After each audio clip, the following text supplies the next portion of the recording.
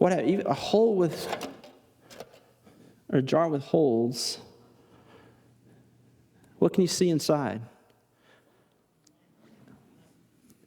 What if this jar had no holes? You wouldn't be able to see the light inside of it, and ultimately it would go out, wouldn't it? I think the holes that are in us as jars of clay, some inflicted by others, some inflicted by ourselves, when we allow God's treasure to remain in us, we don't extinguish that treasure.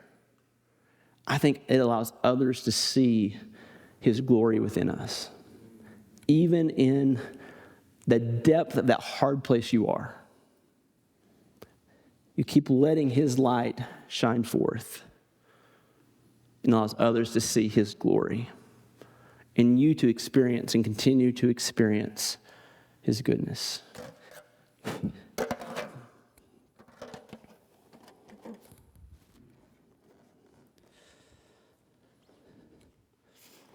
You see, there's going to be issues and troubles in the world. We're not going to escape those. Jesus, He said that in John 16. He said, I've told you these things so you may have peace.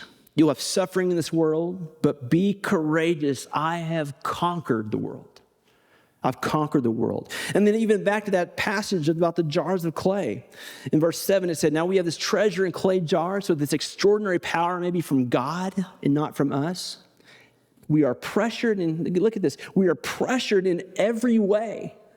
This is Paul talking, he said, we're pressured in every way. But what? But we're not crushed.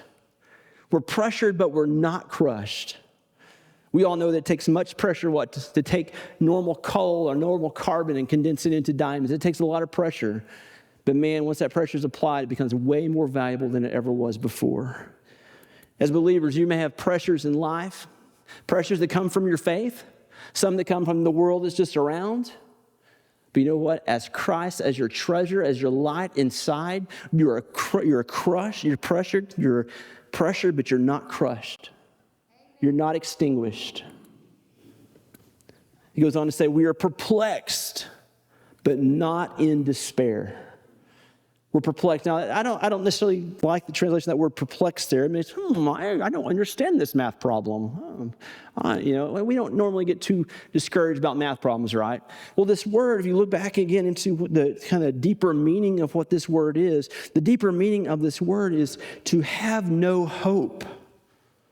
To see, or another way to say it, if you look back, is to say, to see no way out. Ever been in a situation you just couldn't see your way out of it?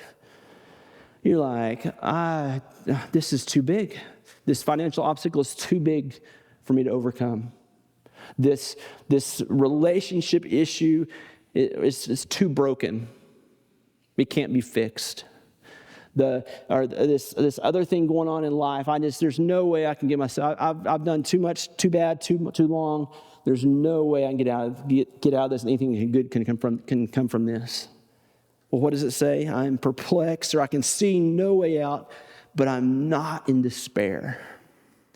Having the light of Jesus in us, it allows us to go through life and being perplexed, seeing no way out, to having these issues coming at us, being pressured, but yet we're not crushed and we're not in despair because we have given up control. We have given up control of our lives. Say, God, I give it, and sometimes we have to do it again. Sometimes we try to take it back. We say, God, no, I'm giving you this, man. I need you for this. I'm trusting you with this. And because of that, because we know the one who is in control, who has the power and the abilities, we don't have to despair. Whether it's the health issue that some people have been going through, whether it's a financial issue that others have had challenges with, or perhaps you are. Whatever those things are, we don't have to despair because God and the light of God is within us, living in us, shining through us, making a difference not just for us, but also those around. To see that and know there's something different about that person. There's something else going on here.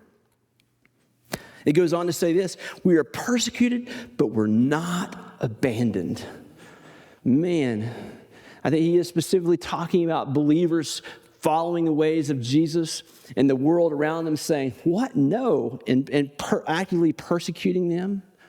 We see it around the world today, but we see it even in America these days, don't we? Standing up for our faith, what we believe God has called us to do.